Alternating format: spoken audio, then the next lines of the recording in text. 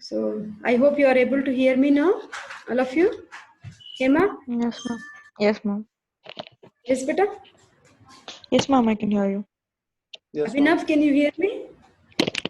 Yes, ma'am. Can you hear me, beta, all of you? Yes, ma'am. Okay, fine. So we are continuing yesterday's lecture, and then apart from this, I'll also take white matter. Okay? Cerebral hemisphere, cerebrum we are doing. So we have done, how many surfaces we have seen yesterday? On the cerebrum. Superolateral medial. Superolateral, medial and inferior surface, isn't it? So we have seen sulci gyrae on the superolateral, medial and inferior surface. We have seen the borders, folds, lobes and everything. We were doing the functional areas, isn't it? So what are the functional areas we have seen in the frontal lobe? The primary motor area Area and number? premotor area. Broca's area 44-45. Primary motor. You start telling from primary motor area. Primary motor area 1. 1, 2, Number. 3. 1, 2, 3. Sensory area is what number?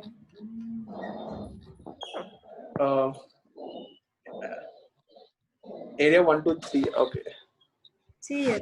Sensory area is 1, 2, 3, beta. Okay, ma'am. Okay, and motor area is 4. You just remember all these. After 4, you have 6 numbers. After 6, we have 8 numbers. Isn't it? So like that we have. You can just proceed in this way. So MS, you try to remember that. The first one which is shown in yellow color is the motor area, and this is the sensory area. Okay. So in the frontal lobe, we have area number 4, area number 6, area number 8. Okay, Broca's area, as you were telling, Imad was telling, 44 and 45. Okay. Then we have, what is this? Primary auditory cortex, area number 41 and 42. What is the visual number? 17. Primary visual area. Okay, fine. So what is this whole system I told you? The one in this particular area? Limbic system. Limbic system. Okay. So this frontal lobe we have seen yesterday. Then all these areas are called as Brodmann's area, and the body is represented upside down, isn't it? The size of functional area, I told you, it's directly proportional to the skilled movement, not to the size of muscle. That's the reason we use most of the facial expressions, no? That's the reason in Brodmann's area, though the muscle mass may not be so much in the face, but still the area which is represented in the brain is more when you compare with the limbs. Limbs are though big in size, but the area which is representing is small. So that is the meaning. Size of functional area is directly proportional to the skilled movement, not to the size of muscle. Okay? That is. Then our body's representation, what is this I told you? Sensory and motor homunculus. Very good. How is the body's representation? It is upside down. That means face is down and feet are towards the upper part of the cerebral hemisphere. Okay? That is. So whatever are there pertaining to our topic. So area number 6, premotor cortex. Brodmann's area number 6, it is including posterior part of the superior, middle and inferior frontal gyre. Okay. So what is the function? Programming and preparing for movement and also control of posture. It receives its afferents from ventral anterior nucleus of thalamus. Okay. So in the thalamus, we will have many nuclei, around 10 nuclei are there in thalamus. So thalamus is actually a relay station, whether the tract has to go up or down, it has to pass through internal capsule. An internal capsule is a area which is there between what 3 structures? Thalamus, caudate nucleus and lentiform nucleus, isn't it? That's the reason everywhere you are finding thalamus, that nucleus, this nucleus word is coming. Okay.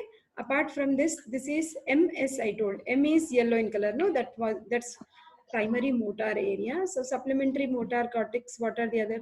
The principal subcortical input, again you are finding it is receiving from thalamus. Okay, this nucleus, it's apparent from globus pallidus and substantia nigra. This we will elaborate when we are doing the other parts of the diencephalon. Substantia nigra we see in midbrain.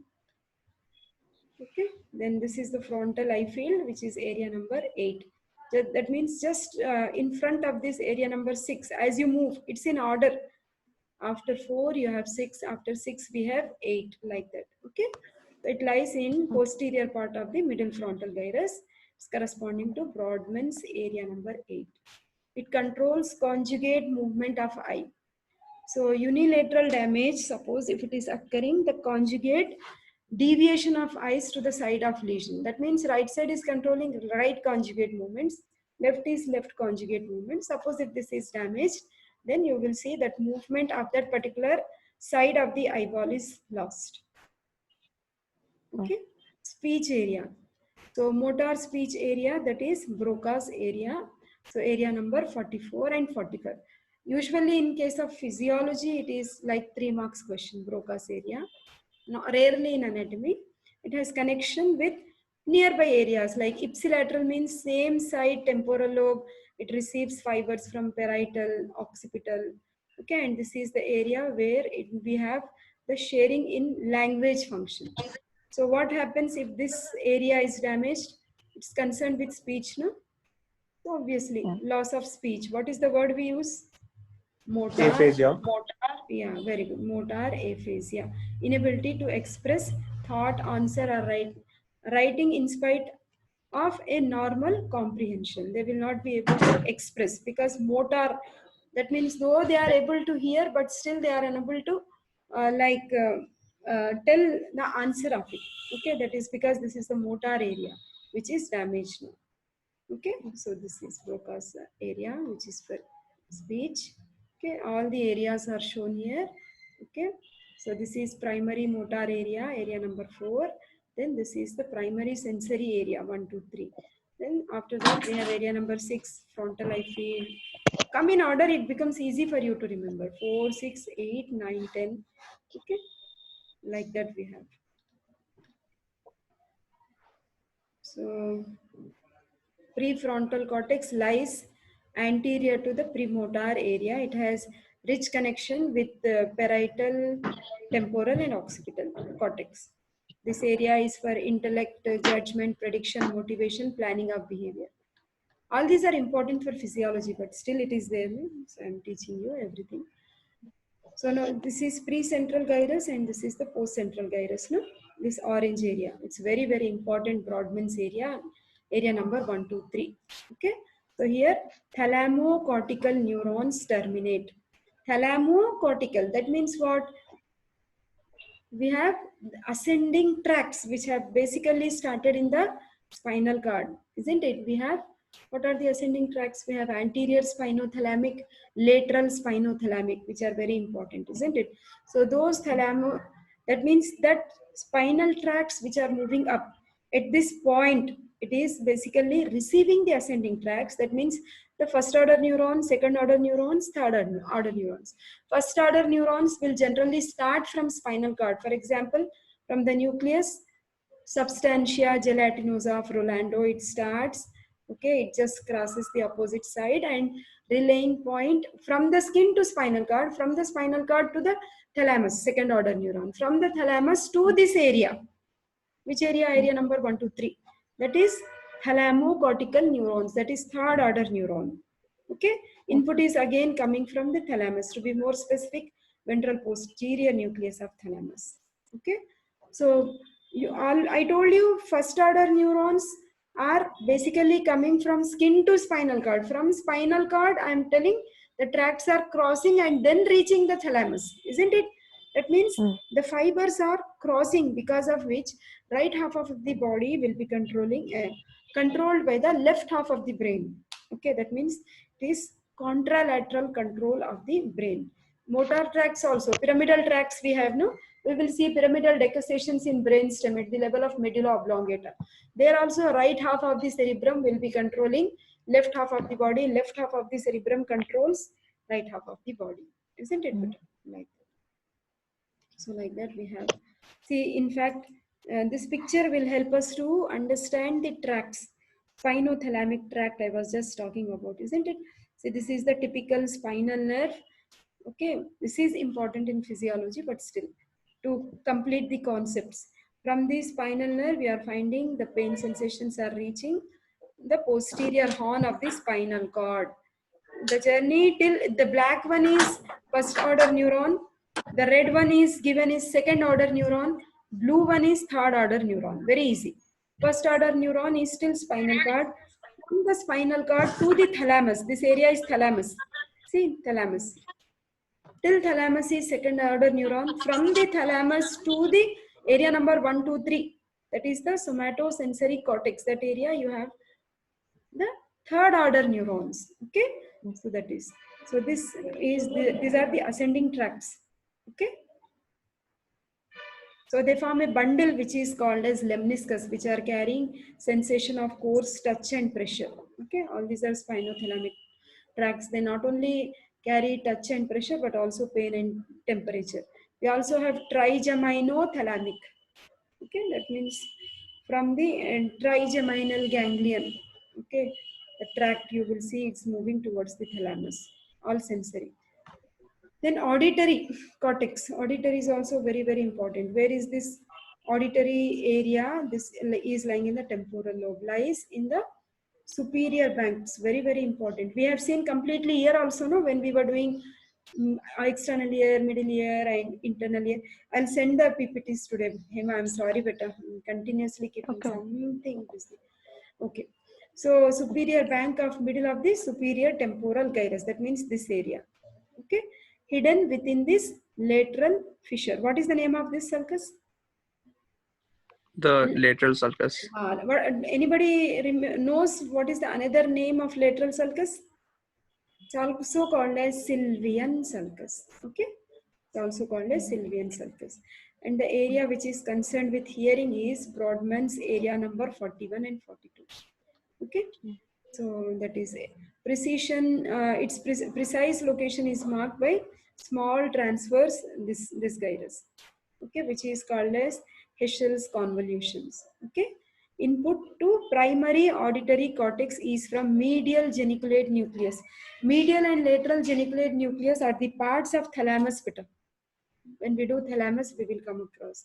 Medial geniculate body will receive the auditory fibers. Lateral geniculate body will receive the optic. It's concerned with vision. Medial is concerned with mechanism of hearing. Okay, that is. So auditory radiations, they are undergoing partial decussation in the brain stem before it is reaching the medial geniculate body or medial geniculate nucleus. Okay. And then, so we have secondary auditory cortex or auditory association cortex lies behind the primary auditory cortex. Now this we have told as primary auditory cortex, not just behind this. Okay. So we have motor speech area, that is Wernicke's area. So here the heard sounds or words are interpreted. So we have Broca's area and Wernicke's area. Both are speech areas. Okay. Broca's area is motor speech area. Wernicke's area is basically sensory speech area. Okay, so suppose if this area is damaged, okay, here the heard sounds or words are interpreted. Why they are interpreted? Because motor area is still intact. Okay, so suppose if Wernicke's area is damaged, inability to recognize, that means they will not be able to take sensations, though their motor activity is normal. Okay, inability to recognize the meaning of sounds or words with hearing unimpaired. Okay, so this is sensory aphasia. Area number 17 is for Vision. very good. In which lobe do we see vision? Occipital lobe. So area number 17 is primary visual area. Nearby areas like area number 18 and area number 19, these are the visual association areas. Okay. Ma'am, frontal eye field is not for vision. Area number Conjugate, 8. no, not beta. Muzzle, what are the, we have extraocular muscles, no? Superior rectus, inferior, Yes, ma'am. medial, late. The conjugate movements of eyeball is under the control of frontal eye field, not Yes, vision. ma'am. Okay. Okay. So where we were, like area number 17 is this occipital lobe, primary visual area. Okay. So that lies on the medial surface of the occipital lobe. This is medial surface because you are seeing corpus callosum, right? Rostrum, genu, body, and splenium. Okay, lies on the medial surface of occipital lobe. It in close relation to the calcarine sulcus. You remember this as calcarine sulcus? This is not so much clearly seen from superolateral surface, but it's clearly seen on the medial surface. isn't Medial it? surface. Okay, it extends from the occipital bone. It receives optic radiation. If you remember from your knowledge of physiology, in the eyeball we have optic nerve, no? Right and left optic nerves will crisscross to form optic chiasma. Then you Chiasma. will see optic Optic fibers, tract. optic tract, which will relay in lateral geniculate body. Then we have optic radiations going to the Radiation. area number 17. Isn't it? The same thing is written here.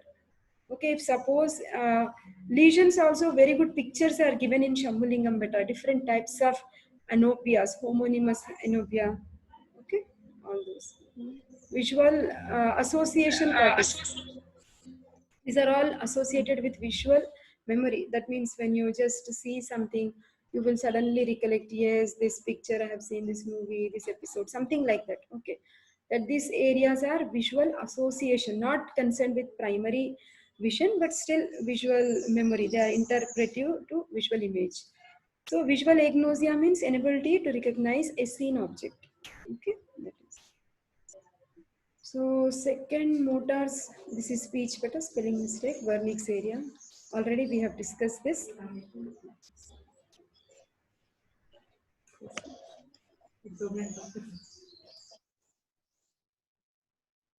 Just a minute. Beta.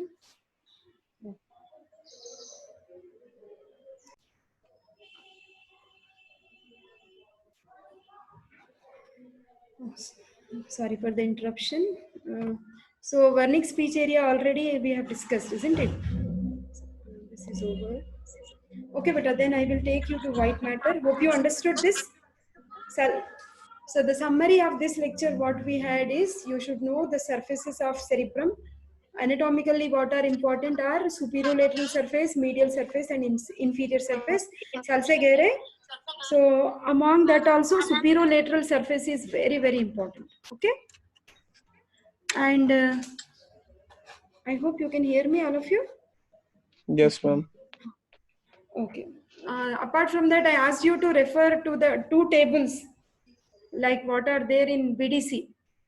Who has BDC in our group who are with us? Hansraj? Hansraj is Vishram Singh. Abhinav, which textbook do you have better? Ma'am, Vishram Singh only. Okay, everybody has Vishram Singh only. Yes, ma'am. It's easy, ma'am.